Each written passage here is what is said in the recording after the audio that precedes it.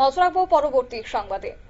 অবাক করার মতো ঘটনা ঘটলো বিশালগড়ে। মায়ের জায়গায় মেয়ে শিক্ষিকা, অবশ্য তাও আবার মায়ের সেন্টারে ড্রেস পরে। আর এই ঘটনাকে কেন্দ্র করে তুমুল উত্তেজনা দেখা দিয়েছে কমলাসাগর বিধানসভার দেবীপুর 26 নম্বর ওয়ার্ড এলাকায়। যদিও শেষ পর্যন্ত বাধ্য হয়ে এলাকার প্রমিলা বাহিনী অঙ্গনওয়াড়ি সেন্টারের ভেতর থেকে দিদিমণির মেয়েকে বের করে দিয়ে তালা ঝুলিয়ে আন্দোলনে নেমেছে। তাদের বক্তব্য, যতক্ষণ না পর্যন্ত নতুন দিদিমণি নিয়োগ করা হবে ততক্ষণ পর্যন্ত তালা খোলা হবে না। আর এই ঘটনার বিবরণে সেক্ষেত্রে জানা গেছে দেবীপুর 26 নম্বর ওয়ার্ড এলাকায় অঙ্গনওয়াড়ি সেন্টারে একজন দিদিমণি এবং একজন হেল্পার দীর্ঘদিন যাবৎ কাজ করে আসছে।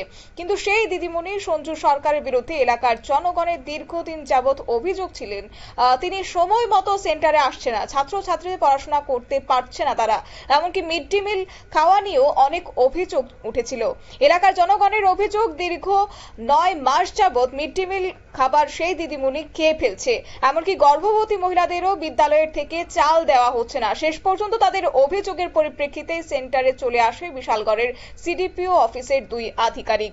পরবর্তী সময়ে তথ্য সহকারে প্রমাণিত হয় সেই দিদিমণি সঞ্জু সরকার লেখাপড়া বলতে কিছুই জানেন না, এমনকি অ আ ক খ বলতেও পারছেন না।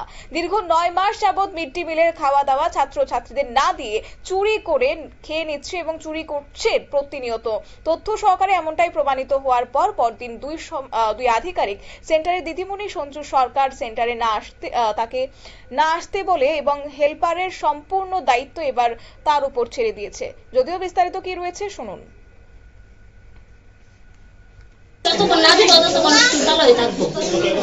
আমরা কি অভিযোগ? আমরা অভিযোগ, দিদিমণির বদলে দিদিমণির মায়া কিভাবে স্কুলে আয়ে আর কিভাবে তাই ড্রেসটা পরে, ওই অধিকারটা দিছে গাড়া। আগে দিদিমণি কি ছিল? আগে দিদিমণি পড়াশোনা জানতো না। তারপরে কি হয়েছিল? তার নাকি না আসার জন্য না করছিল?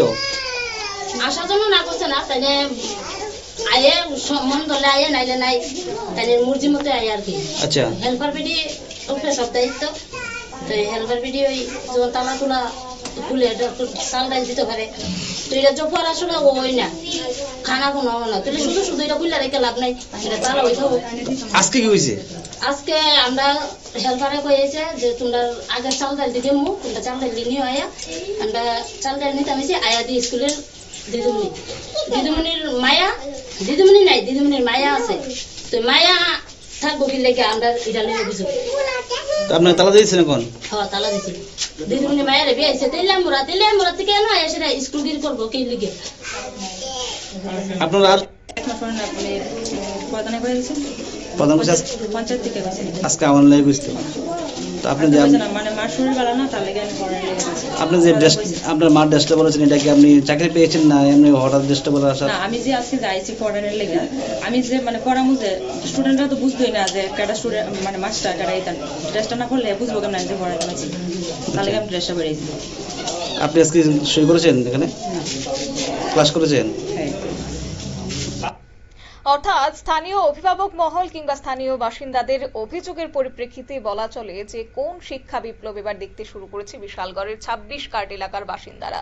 সেক্ষেত্রে যে দিদিমণিকে নিয়োগ করা হয়েছে সেই দিদিমণি নাকি অ আ ক খ নিচে বলতে পারছে না, অথচ তার জায়গায় তার মেয়ে এবার তার ড্রেস পরে তিনি সকালবেলাতে, বৃহস্পতিবার সকালবেলা 1 মাস পরে তিনি ড্রেস পরে হাজির হয়েছে অঙ্গনওয়াড়ি সেন্টারে। আর তাতে করে ক্ষিপ্ত হয়ে উঠেছে এলাকার জনগণ এবং তাদের বক্তব্য যে দিদিমণিকে বিভিন্ন অভিযোগ পেয়ে সেন্টার থেকে বের করে দেওয়া হয়েছে, তার মেয়ে কি করে সেন্টারে আসে এবং কাজ করতে। পরবর্তী সময়ে তালা ঝুলিয়ে দেয় এলাকার প্রমিলা বাহিনী এবং তারা জানিয়েছে যতদিন না পর্যন্ত নতুন দিদিমণি নিয়োগ করা হচ্ছে ততদিন পর্যন্ত সেই অঙ্গনওয়াড়ি সেন্টারটি বন্ধ অবস্থাতেই রাখা হবে। এমনটাই ক্ষোভ উগরে দিয়েছে স্থানীয় বাসিন্দারা। নিয়ে নিচ্ছে ছোট্ট একটি বিজ্ঞাপন বিরতি, সঙ্গে থাকুন।